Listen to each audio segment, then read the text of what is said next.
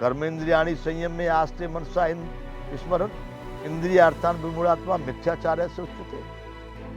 कर्म इंद्रियों को बलपूर्वक रोक रहा है और मन से अंदर से चिंतन कर रहा है, वह मिथ्याचारी दम्भी कहा।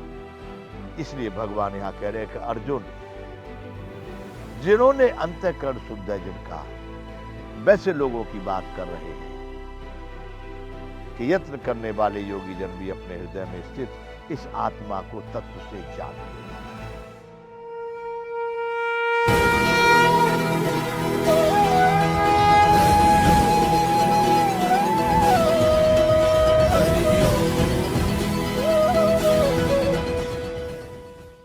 जय विश्ववंत। आइए बंधुओं, भगवान कृष्ण की, माधव की लीलाओं का गुणगान कर रहे हैं। उनके लीलाओं का क्या मतलब, उनके ज्ञान का हम अध्ययन, अवलोकन और आचरण करने का प्रयास कर रहे हैं।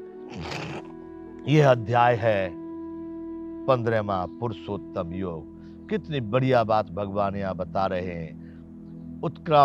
उत्क्रामंतम स्थितम वापि भुंजानम वा गुणान्वितम विमूढ़ानां पश्यन्ति पश्यन्ति ज्ञान चक्षुषा। इस आत्मा को इस शरीर में से जाते हुए को छोड़कर जाता है, या इसमें निवास करते हुए को, या इसमें विषयों को भोगते हुए को केवल ज्ञानी लोग ही जान पाते, मूढ़ लोग नहीं समझ पाते।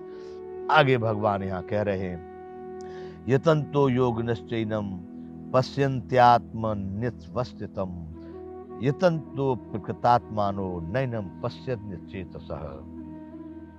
यत्न करने वाले योगी जन भी अपने हृदय में स्थित इस आत्मा को तत्व से जानते हैं। यत्न करने वाले योगी जन, जैसे मैं भी कह रहा था कि बंधुओं, जब कभी आप इसका अभ्यास करेंगे, प्रयास करेंगे, यत्न करेंगे तो जरूर समझ लेंगे, जरूर पालेंगे। है इसी में है। वो क्या है? वह आपका स्वरूप आप ही है, लेकिन आप अपने से दूर भाग करके वहां जा रहे हैं, हरिद्वार, ऋषिकेश, गंगोत्री, जमुनोत्री, वहां पहाड़ों में और नदियों में और तालाब में डूब रहे हैं। हरे बंधुओं, कस्तूरी कुंडल बसे मृग ढूंढे वन माहे, ऐसे घट घट राम है देखो दुनिया देखे नाहे। जिस तरह से हिरण की नाभि में कस्तूरी होती है और हिरण जंगल जंगल इधर से उधर उसको खुशबू आती है और वो जंगल जंगल भागता फिरता है, उधर डूबता उधर। इस तरह से हालत, इस प्रकार की स्थिति कवि ने मनुष्य की बताई है। मृग ढूंढे वन माहे, कस्तूरी कुंडल बसे मृग ढूंढे वन माहे, ऐसे घट घट राम है दुनिया देखे ना है। हर एक के अंतःकरण में ईश्वर सर्वभूतानां हृदयेषु अर्जुन तिष्ठति, भ्रामयन् सर्वभूतानि यंत्रारूढ़ान मायया। हे अर्जुन, ईश्वर सभी भूत प्राणियों के हृदय में स्थित है। वही इस सारे भूत समुदाय को यंत्र में आरूढ़ की तरह से भ्रमित करता रहता है। तो भगवान कह रहे हैं कि यत्न करने वाले योगी जन भी अपने हृदय में स्थित इस आत्मा को तत्व से जानते हैं, किंतु जिन्होंने अपने अंतःकरण को शुद्ध नहीं किया है, ऐसे अज्ञानी जन तो यत्न करते रहने पर भी इस आत्मा को नहीं जानते। यतन्तोऽप्यकृतात्मानो नैनं पश्यन्ति चेतसा। यत्न करने वाले योगी जन भी अपने हृदय में स्थित इस आत्मा को तत्व से जानते हैं। कौन से योगी जन? प्रथम बात यह है कि उनको अपने अंतःकरण को शुद्ध करना है।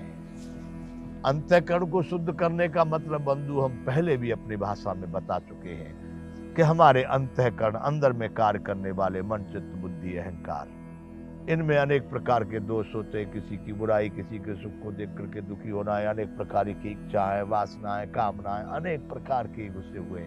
इन सब से मुक्त होकर के परमात्मा का चिंतन करना, सदैव प्रसन्न रहता, सदैव आनंदित रहना, किसी का कोई कपट भाव नहीं, छल, दंभ, द्वेष, पाखंड कुछ नहीं।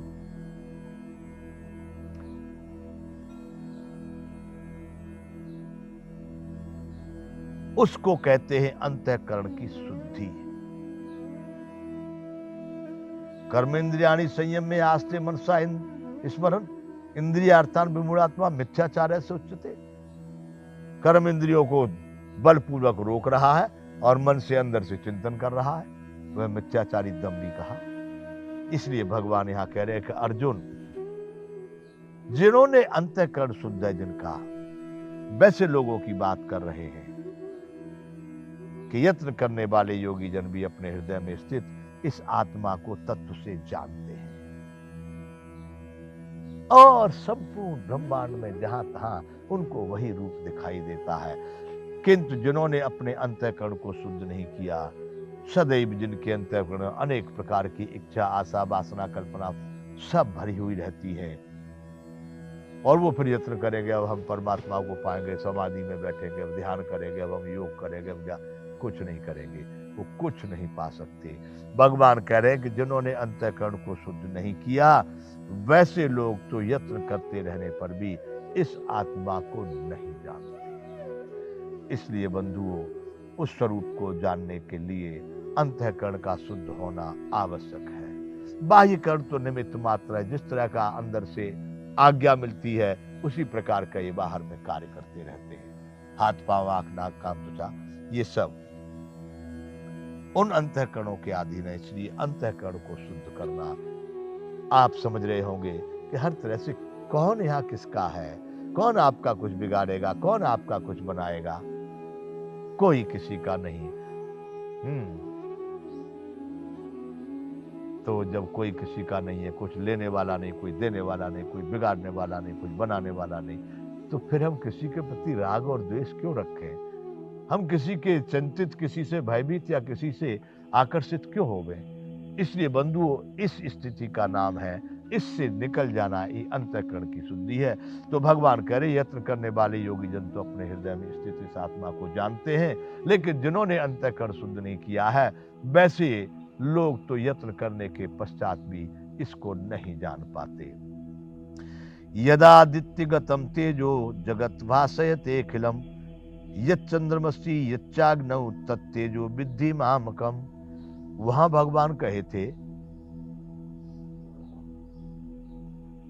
न तद्भासते सूर्यो न शशांको न पावक यद्गत्वा न निवर्तन्ते तद्धामम परमम मम।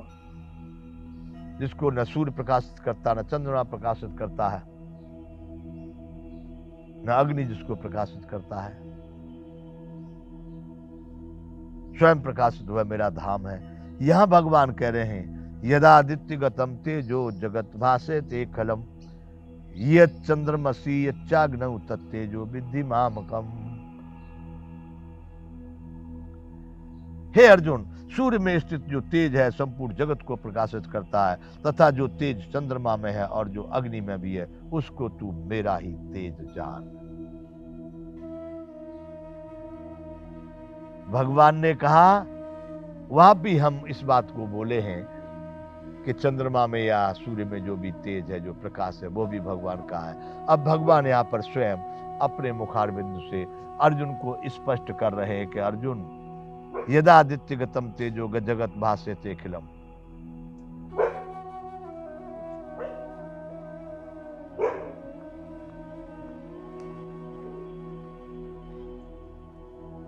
सूर्य में जो तेज स्थित है, संपूर्ण जगत को जो प्रकाशित करता है, सूर्योदय होते ही सब कुछ दिखने लगता है, भासने लगता है। भगवान कह रहे हैं, सूर्य में जो तेज है वह भी मेरा ही तेज है, चंद्रमा में जो प्रकाश तेज देख रहा है वह भी मेरा ही तेज है, अग्नि में भी तू जो देख रहा है वह भी मेरा ही तेज है।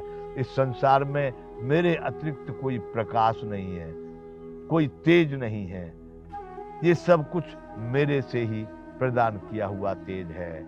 यदादित्य गतम तेजो जगत भासयते अखिलम यत् चंद्रमसी यच्चाग्नौ तत्तेजो विद्धि मामकम। जिस तेज से सारा संसार सूर्य प्रकाशित करते हैं, जिस तेज में, जो तेज चंद्रमा में, जो अग्नि में है, वह सब मेरा ही प्रकाश है, मेरा ही तेज है। आगे कहते हैं, गामाविश्च भूतानि धारयाम्यहम ओजसा पुष्णामि चौषधि सर्वाः सोमो भूत्वा रसात्मकः। और हे अर्जुन, मैं ही पृथ्वी में प्रवेश करके अपनी शक्ति से सब भूतों को धारण करता हूं और रस रूप अर्थात अमृत रूप चंद्रमा होकर संपूर्ण वस्तु को अर्थात वनस्पतियों को पुष्ट करता हूं। अभिप्राय है कि इस पृथ्वी में जो जो कार्य अच्छे प्रकार से हो रहे हैं वो मैं ही करता हूं। जय विश्ववंत।